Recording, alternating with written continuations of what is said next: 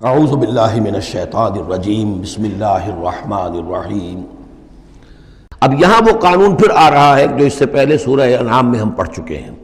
انبیاء اور رسل کے ضمن میں یہ اہم قانون ہے کہ جب بھی اللہ تعالیٰ کسی رسول کو بھیجتا تھا کسی قوم کی طرف تو اس قوم کو کچھ سختیوں میں، کچھ مصیبتوں میں، کچھ تکلیفوں میں مبتلا کرتا تھا، تاکہ عیش میں جو ہوتا ہے وہ بمشکل سننے کے لیے آمادہ ہوتا ہے، کوئی حق بات ہے۔ تکلیف میں ہو تو پھر بھی امکان ہے کہ کوئی آدمی جو ہے کسی کی بات سننے کے لیے تیار ہو جائے۔ اس حوالے سے اللہ ان کے لیے آسانی پیدا کرنے کے لیے کہ کچھ ان کے لیے تکلیف اور مصیبت، کچھ ان کے رزق کے اندر جو ہے تنگی، یہ کرتا تھا تاکہ وہ ہوش میں آ جائیں اور وہ غور سے سنیں بات رسول کی۔ لیکن اگر اس سب کے باوجود وہ پھر بھی نہیں مانتے تھے، نہیں سنتے تھے، تو اس کے بعد پھر یہ کہ ان پر اللہ تعالیٰ الٹا اپنی نعمتوں کے خزانے کھول دیتا تھا کہ اب کر لو عیش جتنے کرنے، اب آخری بربادی جو آنی ہے، جیسے کہ جب مچھلی جو کانٹے میں پھنس جاتی ہے تو پھر وہ شکاری جو ہے وہ چھوڑتا ہے ڈور کو، ڈھیل دیتا ہے، اب جاؤ جہاں تک جانا ہے، پھنسی ہوئی تو ہے، جائے گی کہاں، لہذا اب تم جو ہے اس انجام کو پہنچنے تو ہو، اس سے پہلے جو بھی تم کر سکتے ہو کھاؤ پیو عیش کر لو۔ وَمَا أَرْسَلْنَا مِنْ قَرْيَةٍ فِي قَرْيَةٍ مِّن نَبِيٍّ، اور ہم نے نہیں بھیجا کسی بھی بستی میں کسی نبی کو إِلَّا أَخَذْنَا أَهْلَهَا، مگر یہ کہ ہم نے پکڑا اس کے بسنے والوں کو بِالْبَأْسَاءِ، سختیوں سے، وَالضَّرَّاءِ، اور تکلیفوں سے، لَعَلَّهُمْ يَضَّرَّعُونَ، تاکہ وہ گڑ گڑائیں، ان میں کوئی عاجزی پیدا ہو، وہ کوئی ہوش میں آئیں، ہوش کے ناخن لیں۔ ثم بدلنا مکان السیئۃ الحسنہ، پھر ہم نے جب وہ اڑے رہے اس کے باوجود، پھر ہم نے اس برائی کی جگہ پر بھی بھلائی بدل دی، اب کھاؤ پیو، خزانے کھول دیے ہم نے تم پر، حتی عفوا، یہاں تک کہ وہ خوب بڑھ گئے، بڑھوتری ہو رہی ہے، ترقی ہو رہی ہے۔ وقالوا، اور انہوں نے کہا قد مس آباءنا الضراء والسراء، ہاں ہمارے آباء و اجداد پر سختیاں آئی تھیں، ہاں آیا تھا ایک دور ہم پر سختی کا، اب تو عیش ہی عیش ہیں، کھلے ہیں۔ فَأَخَذْنَاهُمْ بَغْتَةً، پھر ہم نے ان کو پکڑا اچانک، وَهُمْ لَا يَشْعُرُونَ، اور انہیں اس کا شعور بھی نہیں تھا کہ اب اچانک وہ پکڑ آنے والی ہے۔ یہ ہے وہ کہ ہر رسول کے ساتھ اللہ تعالیٰ کی یہ ایک سنت رہی ہے، اور یہی بات کہی گئی تھی سورہ سجدہ کے اندر، وہ مکی صورتیں شروع کی ہیں، وَلَنُذِيقَنَّهُم مِّنَ الْعَذَابِ الْأَدْنَىٰ دُونَ الْعَذَابِ الْأَكْبَرِ، ہم انہیں مزے چکھائیں گے چھوٹے چھوٹے عذاب کے، بڑے عذاب سے پہلے۔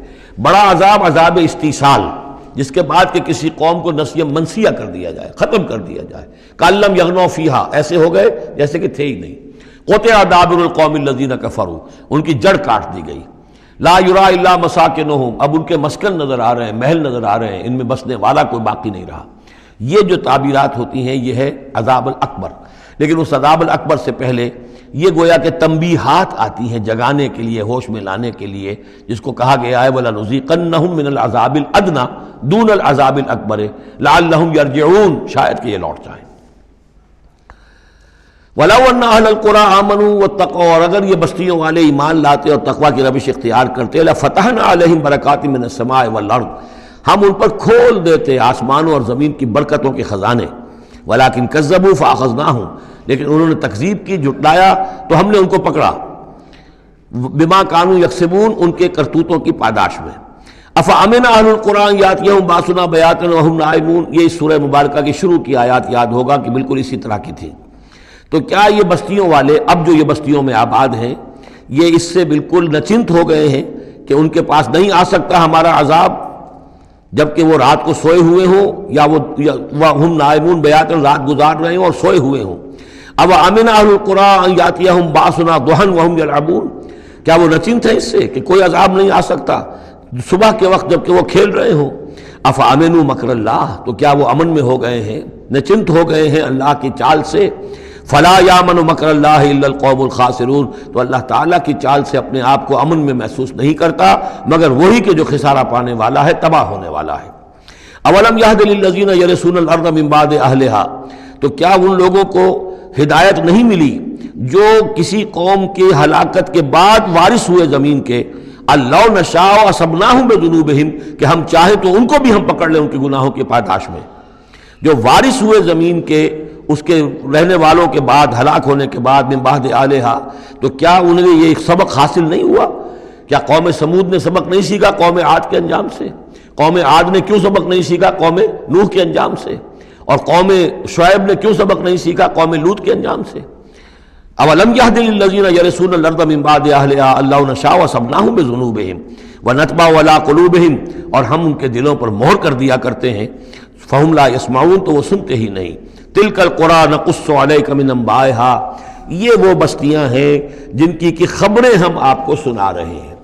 انباء الرسل، رسولوں کی خبریں 5 آ گئے ہیں، 6 کا ذکر اب ہونا ہے، اور یہ طویل ترین ہونا ہے۔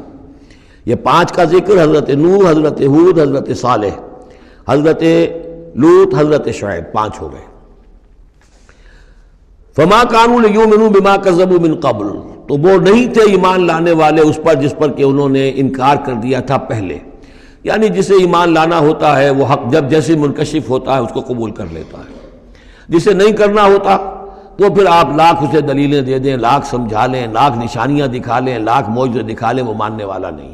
وَنُقَلِّبُ أَفْئِدَتَهُمْ وَأَبْصَارَهُمْ كَمَا لَمْ يُؤْمِنُوا بِهِ أَوَّلَ مَرَّةٍ، ہم ان کے دلوں کو بھی الٹ دیتے ہیں اور ان کی نگاہوں کو بھی الٹ دیتے ہیں جیسے کہ وہ پہلی مرتبہ ایمان نہیں لائے تھے۔ كَذَلِكَ نَطْبَعُ عَلَى قُلُوبِ الْكَافِرِينَ، اسی طرح ہم مہر کر دیا کرتے ہیں کافروں کے دلوں پر۔ وَمَا وَجَدْنَا لِأَكْثَرِهِم مِّنْ أَحَدٍ، ہم نے ان میں سے اکثر کے اندر عہد کی پابندی نہیں پائی۔ ظاہر بات ہے کہ ہر قوم ابھری ہے تو ایک رسول کے سہارے سے ابھری ہے، رسول کی تعلیمات نہیں ہوں گی، رسول نے وصیتیں کی ہوں گی، رسول نے ان سے میثاق لیے ہوں گے، لیکن یہ کہ ان کے اندر وہ عہد نہیں تھا کہ اپنے اس عہد کی پابندی کرتے۔ وَإِن وَجَدْنَا أَكْثَرَهُمْ لَفَاسِقِينَ، اور ہم نے تو ان کی اکثریت کو فاسق، ناہنجار اور سرکش ہی پایا۔ صدق اللہ العظیم۔